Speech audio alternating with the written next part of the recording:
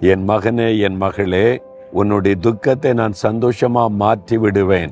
ஏதோ ஒரு காரியம் துக்கப்படுத்திக்கிட்டே இருக்குல்ல, சந்தோஷமா மாறும் பாரு. இன்னைக்கு ஒரு அற்புதம் உனக்கு செய்வேன். ஆண்டவர் இயேசு உங்க மேல ரொம்ப அன்பும் அக்கறையா இருக்கிறதுனாலதான் தினந்தோறும் உங்களோட பேசிக்கிட்டே இருக்கிறாரு. காலையில் எழும்பி வேதம் வாசித்து ஜெபம் பண்ணி ஆண்டவரோட பேசுறீங்களா? சொல்லுங்க. பிரியமானவர்களே, இயேசுவின் நாமத்தில் நான் உங்களை வாழ்த்துகிறேன். ஏதோ ஒரு துக்கமா இருக்கிறீங்களா? ஏதோ ஒரு காரியம் உங்களுடைய உள்ளத்தை பாதிச்சுட்டுதா? மனசுக்குள்ள அந்த துக்கம் அப்படி ஒரு கலக்கமா இருக்குதா? ஒன்றும் பயப்படாருங்க. ஆண்டவர் இன்னைக்கு உங்களுடைய துக்கத்தை சந்தோஷமாய் மாற்ற போகிறார். ஒரு வாழ்க்கை அப்படின்னா நம்முடைய வாழ்க்கையில ஸ்தம்பித்து நிற்கக்கூடாது. மேலும் மேலும் பல ஆசீர்வாதமான காரியங்கள் வந்து கொண்டே இருக்கணும், கட்டப்பட்டு கொண்டே இருக்கணும், உயர்த்தப்பட்டு கொண்டே இருக்கணும். அப்பதான் மகிழ்ச்சி. ஆனா அதுக்கு இடையில நம்மளை பாதிக்கிற காரியம் நடக்குது. வீட்டுக்குள்ளேயே நம்மளை துக்கப்படுத்துறாங்க. வேலை செய்யற இடத்துல, பிசினஸ் பண்ற இடத்துல ஒன்னும் சந்தோஷமா செய்யவே முடியல. ஊழிய செய்யலான்னு பார்த்தா அதுல பெரிய போராட்டமா இருக்குது. அப்படின்னு மனதை பாதிக்கிற பல விஷயத்தினால சோர்ந்து இருக்கிறீங்களா? ஆண்டவர் இன்னைக்கு உங்களுக்கு சொல்லுகிறார். எரேமியா 31:13 நான் அவர்கள் துக்கத்தை சந்தோஷமாய் மாற்றி அவர்களை தேற்றி அவர்கள் சஞ்சலம் நீங்க அவர்களை சந்தோஷப்படுத்துவேன். உங்களை பார்த்தா சொல்றார், என் மகனே, என் மகளே, உன்னுடைய துக்கத்தை நான் சந்தோஷமா மாற்றி விடுவேன். ஏதோ ஒரு காரியம் துக்கப்படுத்திக்கிட்டே இருக்குல்ல, சந்தோஷமா மாறும் பாரு. இன்னைக்கு ஒரு அற்புதம் உனக்கு செய்வேன். உன் துக்கத்தை சந்தோஷமா மாற்றுவேன்.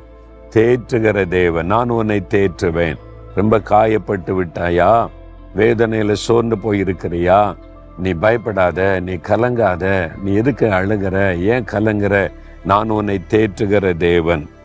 உன்னுடைய சஞ்சலம் நீங்க நான் உன்னை சந்தோஷப்படுத்துவேன். உன்னை சந்தோஷமா வைக்கத்தானே நான் சிலுவையில் என்னை பலியாய் கொடுத்தேன். நீ சந்தோஷமா இருக்கணுன்றதுக்கு தானே நான் சிலுவை சுமந்தேன். உன்னை மகிழ்ச்சியாய் ஆசீர்வாதமாய் வைக்கணும் என்கிறதுக்கு தானே சிலுவையில என்னையே பலியாய் கொடுத்தேன். நான் உன்னை சந்தோஷமா வைக்க மாட்டேனா? நீ என்ன சார்ந்துக்கொள். உன் பிரச்சனை என்ன என்கிட்ட சொல்லு. உன்னை காயப்படுத்துற காரியம் என்ன என்கிட்ட சொல்லு. எது உன்னை வேதனைப்படுத்துது எல்லாத்தையும் என்கிட்ட சொல்லு. நான் உனக்கு தகப்பன் தானே, நான் உனக்கு நல்ல ஒரு சிநேகிதன் தானே, என்கிட்ட சொல்லு. நீ ஆண்டவர் சொல்லுகிறார். இவ்வளவு அற்புதமான ஆண்டவர்ல உங்களுடைய துக்கத்தை அவர்கிட்ட சொல்லுங்க. உங்களுடைய காயத்தை அவரிடத்துல பகிர்ந்து கொள்ளுங்க. அவர் சொல்றாருல, உங்க துக்கத்தை சந்தோஷமா மாற்றுவேன்னு சொல்லி. அதுக்காகத்தான் சிலுவையில நம்முடைய துக்கங்களை சுமந்தார். இந்த ஏசாயா 53 நம்ம வாசிக்கிறோம். இயேசு நம்முடைய துக்கங்களை கூட சிலுவையில சுமந்தாராம்.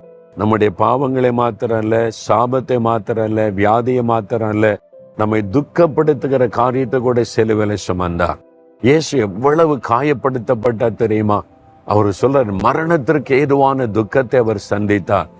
ஏன்? உன்னுடைய துக்கத்தை மாற்றத்தான் மகனே, மகளே. என்னுடைய துக்கத்தை மாற்றத்தான் அந்த வழியாய் கடந்து போனார். அவர் தான் சொல்றாரு, நான் உன்னை தேற்றுவேன், உன் துக்கத்தை சந்தோஷமா மாற்றுவேன், நீ பயப்படாத. இன்றைக்கு ஒரு அற்புதம் உடைய வாழ்க்கையில நடக்கும்.